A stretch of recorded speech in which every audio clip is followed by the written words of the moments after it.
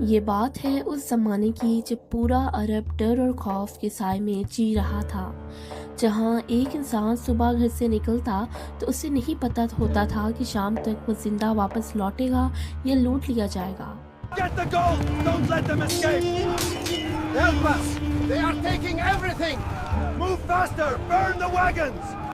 یہ بات ہے اس دور کی جب طاقتور کمزور کو کھا جاتا تھا۔ ہر طرف لوٹ مار تھی، بھوک تھی اور بد امنی تھی، مگر ان سب کے بیچ ایک ایسا قبیلہ بھی تھا جسے کوئی چھو بھی نہیں سکتا تھا۔ سردار وہ دیکھیے اتنا سارا مال، چلیے لوٹ لیتے ہیں۔ پاگل ہو گئے ہو؟ آنکھیں کھول کر دیکھ وہ کون ہیں؟ وہ قریش ہیں، اللہ کے گھر والے۔ یہ بات ہے ان لوگوں کی جنہوں نے ابرہہ کے ہاتھی والوں کو تباہ ہوتے دیکھا تھا۔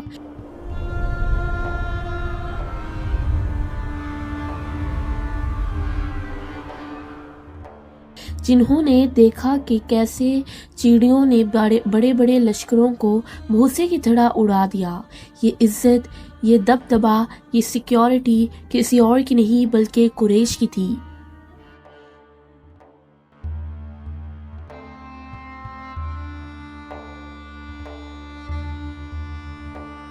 خوش آمدید مکہ کے سرداروں، آپ کی تجارت تو خوب پھول رہی ہے، لیکن افسوس وہ بھول گئے تھے کہ یہ سسٹم کس نے بنایا تھا۔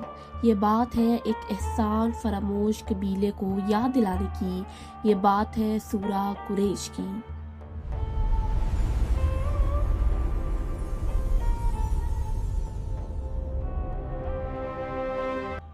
ہماری سوسائٹی میں آج کتنے ہی لوگ ہیں جو اپنی سکسیس، اپنی سیکیورٹی اور اپنے بینک بیلنس کو بس اپنی محنت سمجھتے ہیں۔ میں نے کیا، میرا دماغ تھا، مگر بھول جاتے ہیں اس ذات کو جس نے حالات سازگار بنائے۔ کیا ہے سورہ قریش کے نازل ہونے کا واقعہ اور کیوں اس سورہ کو اکثر سورہ فیل کے ساتھ ملا کر پڑھا جاتا ہے؟ اسکالرز جیسے کہ امام بیہقی اور حاکم نے حضرت ام ہانی رضی اللہ تعالیٰ عنہ سے ایک روایت نقل کی ہے کہ نبی کریم صلی اللہ علیہ وآلہ وسلم نے فرمایا، اللہ تعالیٰ نے قریش کو 7 خصوصیاتیں دی ہیں جو کسی اور کو نہیں دی گئیں، اور ان میں سے ایک یہ ہے کہ اللہ نے ان کے بارے میں ایک پوری سورت نازل فرمائی جس میں کسی اور کا ذکر نہیں کیا گیا، اور وہ سورت ہے لإیلاف قریش۔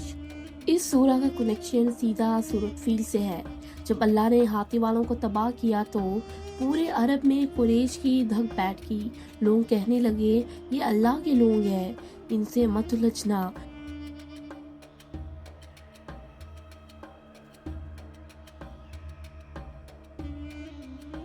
بس اسی سیفٹی کی وجہ سے وہ سردی اور گرمی میں آرام سے بزنس ٹرپ پر جاتے تھے، لیکن جب وہ اللہ کو بھول کر اپنی اسٹیٹس میں کھو گئے تب یہ آیتیں نازل ہوئیں۔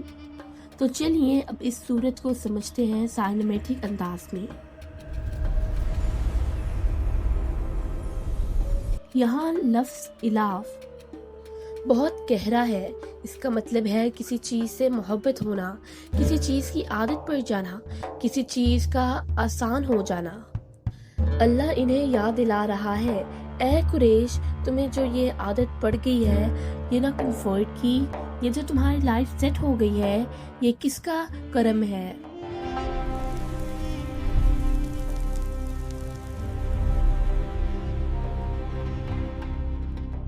یعنی انہیں سردی اور گرمی کے سفر سے مانوس کر دیا۔ ألافهم رحلة الشتاء۔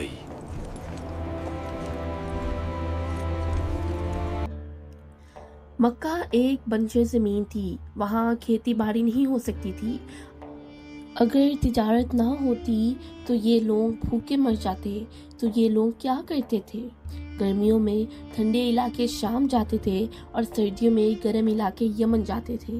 ارے بھائی، یمن کا مال شام میں بیچنے سے ڈبل منافع ہوئی ہے اس بار، اور راستے میں کسی قبیل نے ہم سے ٹیکس بھی نہیں لیا۔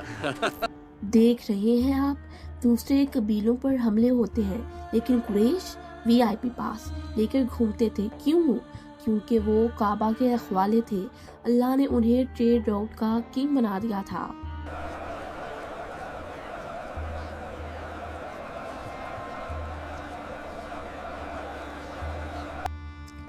تو انہیں چاہیے کہ وہ اس گھر کے رب کی عبادت کریں. یہاں اللہ نے یہ نہیں کہا کہ میری عبادت کرو بلکہ کہا اس گھر کے رب کی عبادت کرو. یہ ان کے منہ پر ایک تماچا تھا کیونکہ وہ اسی گھر کی وجہ سے کھاتے کماتے تھے لیکن عبادت اس کے اندر رکھے ہوئے 360 بتوں کی کرتے تھے. جس گھر کی وجہ سے تمہیں یہ سیلیبریٹی سٹیٹس ملا ہے کم از کم اس گھر کی اصلی مالک کو تو پہچانو. 10 dirhams for the finest grapes. That is too much. I will give you 7. Look at this meat. تم اپنے بزنس کی سکسس کو اپنی سمارٹنس سمجھتے ہو حالانکہ یہ صرف اس گھر کی برکت ہے. یار یہ پروموشن میری سالوں کی محنت ہے. ہاں اٹس آل اباؤٹ اسٹریٹجی برو. دو سب سے بڑی نیڈ انسان کی کیا ہوتی ہے؟ کھانا اور امن. کھانا پیٹ بھرا ہو اور امن جان کی حفاظت ہو. اللہ کہہ رہا ہے میں نے تمہیں بنجر زمین میں بھوک سے بچایا اور دشمنوں کے بیچ رکھ کر بھی خوف سے امن دیا.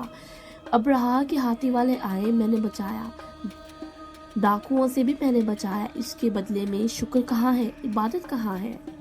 تو یہ ہے سورہ قریش کی انڈرسٹینڈنگ.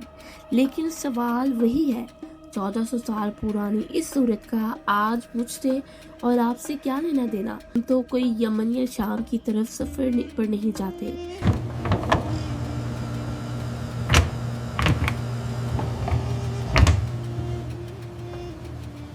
ذرا غور کریں, آج ہم AC کمروں میں بیٹھے ہیں, ہمارا فریج کھانوں سے بڑے ہیں, ہم صبح جاب پر جاتے ہیں اور شام کو محفوظ گھر آتے ہیں. ہم بھی بالکل قریش جیسے بن گئے. ہم سمجھتے ہیں کہ سیلری, یہ بزنس, یہ سیفٹی سب ہماری پلاننگ یا ڈگری کی وجہ سے ہے. ہم بھول جاتے ہیں کہ کتنے ہی لوگ ہیں جن کے پاس ہم سے زیادہ ڈگری ہے مگر وہ بے روزگار ہیں. کہ کتنے ہی ملک ہیں جہاں آج بھی بم گر رہے ہیں, لوگ اپنے گھروں میں محفوظ نہیں. اگر آج آپ کے شہر میں امن ہے اور آپ کے پیٹ میں روٹی ہے تو یہ صرف اور صرف اللہ تعالیٰ کا کرم ہے. یہ سورت ہمیں سکھاتا ہے کہ جب بلیسنگ عادت بن جائے تو انسان غافل ہو جاتا ہے. تو دوستوں, سورہ قریش صرف ایک ہسٹوریکل واقعہ نہیں ہے, یہ ایک ریمائنڈر آف گریٹیٹیوڈ ہے. اللہ نے ہمیں بھوک سے بچایا اور خوف سے امن دیا, تو ہمارا فرض بنتا ہے کہ ہم اس کی عبادت کریں, نہ کہ اپنی جاب, اپنی باس یا اپنی ایگو کی. اگر آپ واقعی اس مسجد کو سمجھ گئے تو آج ایک وعدہ کریں, اس سورت کی روح پر عمل کرتے ہوئے 2 کام ضرور کریں. پہلا عبادت, دوسرا کھانا کھلانا. عبادت اپنے رب سے تعلق مضبوط کریں, اور اس سورہ میں اللہ نے کھانا کھلانے کا ذکر کیا ہے. اپنے پاس کسی بھوکے کو کھانا کھلائے کیونکہ یہ اللہ کی صفت ہے. میں آپ سے کوئی پیسہ نہیں مانگتی, کوئی ڈونیشن نہیں چاہیے, بس اگر آپ چاہتے ہیں کہ یہ محنت رائیگاں نہیں جائے تو اس ویڈیو کو اپنے دوستوں اور فیملی گروپس میں شیئر کریں. شاید کسی کا دل غفلت سے جاگ جائے اور اپنے رب کا شکر ادا کرنے لگی. یہ آپ کے لیے بھی صدقہ جاریہ ہوگا اور میرے لیے بھی. اگلی ویڈیو تک کے لیے اپنے اور اپنے گھر والوں کے ایمان کا خیال رکھیں. والسلام.